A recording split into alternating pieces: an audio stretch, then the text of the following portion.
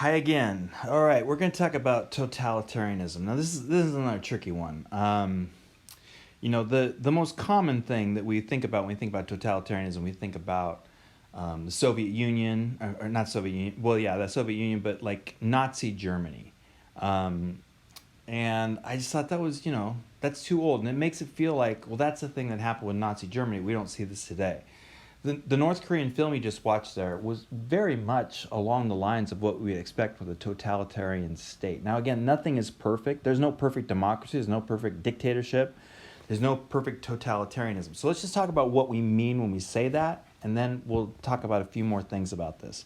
Um, so some important characteristics to remember about a totalitarian state. Again, um, so one of the first things is a totalist ideology, meaning something that explains everything. All things can sort of be explained under the ideology. Just sort of means a way of thinking. A totalist, it just sort of means everything is included. It's driven by one political party and probably one leader. Now, it's not a dictatorship in this sense.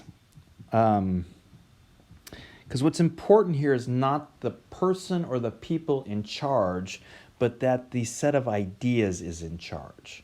So again, if we're going to go back to Nazi Germany, it's that Nazism is in charge, not that Hitler and the other sort of Nazis are in charge, but Nazism is in charge.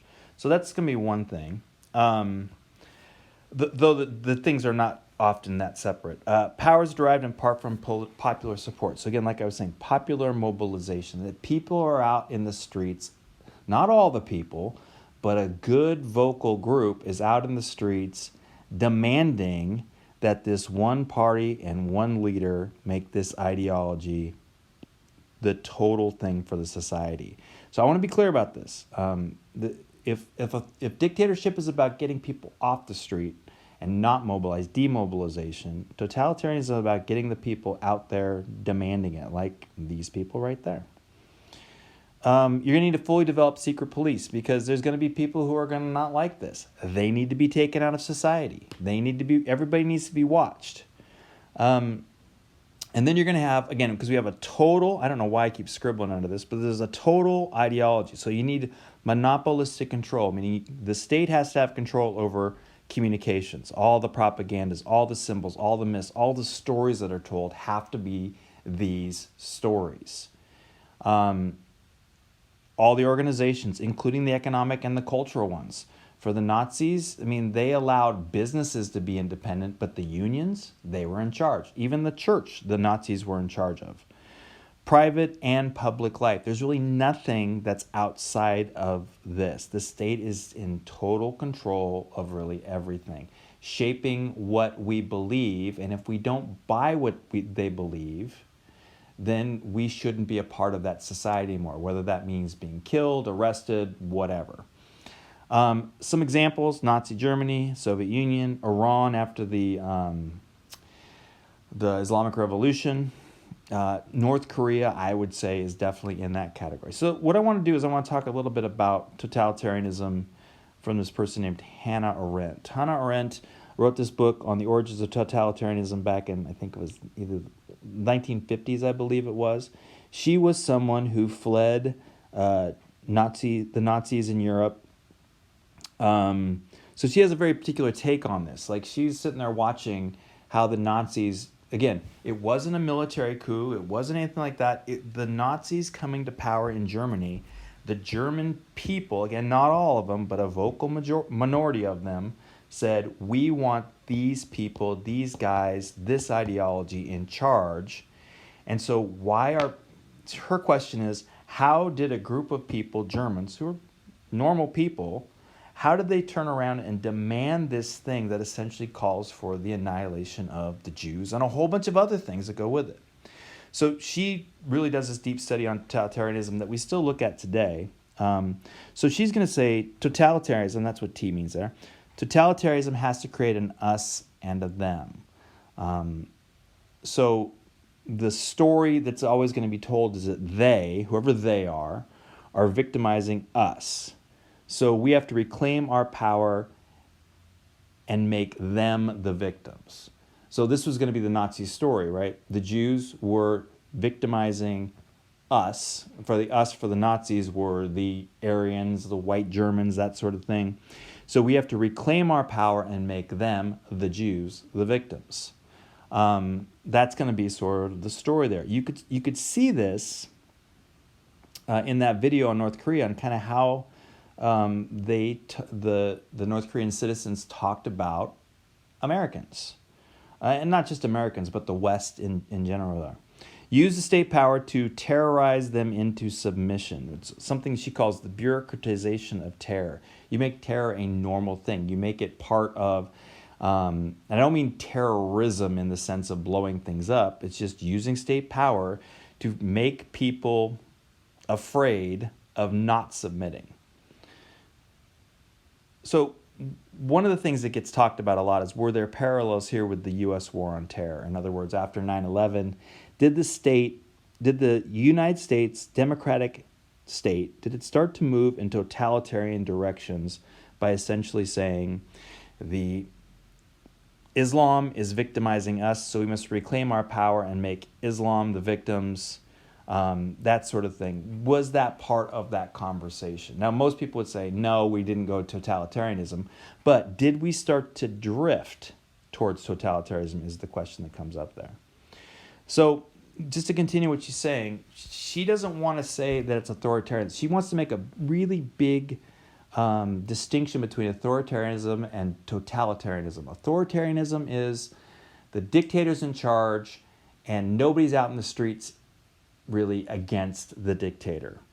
In totalitarianism, people are out in the streets saying, go dictator, go. They don't might say it that way, but go Hitler, we love you, we love what's going on here, we think this is great. The song that they were singing in the video about Dear Supreme Leader, that sort of thing. The people are mobilized to do this. And the question becomes, why would we agree to such things? Why did these people, again, if we're just going to take the easiest example of Nazi Germany, why did they go out and start yelling, hooray, go Hitler, go kill the Jews, all that kind of stuff? Why? I mean, what's going on there? That's the question she wants to ask. First thing she says is obviously the psychological fear of them. To the extent that the state is able to create this ideology, and we believe this ideology that they are trying to get us, this fear of them can be very mobilizing. Another thing is the Milgram experiment. I'm not going to do this real good justice, but it was an experiment that was done where essentially a person was brought in and they were given the controls of a pain device. And in another room, there was a person who was plugged into this pain device, and whenever the person turned it up, the other person was given this sort of electric shock. Now, of course, it was a pretend experiment. The person who was turning the knob didn't know it was pretend. The person who was tied up to the chair and with the shock system on them, they were in on it. They were an actor, and so whenever they sort of got this cue, they would scream in pain, but they weren't really in pain. And so the psychologist would say to the person sitting with the knob, turn it up, and they could see that they were giving pain, but they kept turning it up almost to the point of, that it would have been, if this was real, it would have actually killed the person. And the question that was sort of being asked and answered with the Milgram experiment was essentially the idea of, why would ordinary people do evil things? And the answer is, man, we're a bit of followers. We don't like to think we're followers, but we tend to be followers. Now, the Milgram experiment has had some problems and things like that, but it does raise this question of how much we go along with authority figures because they're authority figures and don't question the underlying ideas of it. Which leads to one more idea that she brings up, and that is what she's going to call the banality of evil. Banal means just the normal, the everydayness. That essentially evil is something that happens all the time. We do a lot of really jerk things all the time. But essentially that if you can make a society, and society has things in it that just, we might look back and say evil, evil, evil, but in the midst of it, it's just everyday stuff. It doesn't really stand out as evil. So she says that this is sort of what's going on here. If an ideology is working, then you don't see it working. That's a really important part of this. Like if an ideology is doing what it's supposed to do, then that's the worldview, and you don't really see anything outside the worldview. So you don't really question the things about it, because that'd be like questioning air or questioning gravity. We're going to talk about capitalism at some point, and that's going to be a part of that as well. Well, forget that. We'll get to that later. Here's the question she wants to leave us with. At what point should we question authority? At what point should we be out here in the streets saying, hooray, go, whoever this is? And at what point should we question the authority itself? This is the question to ask.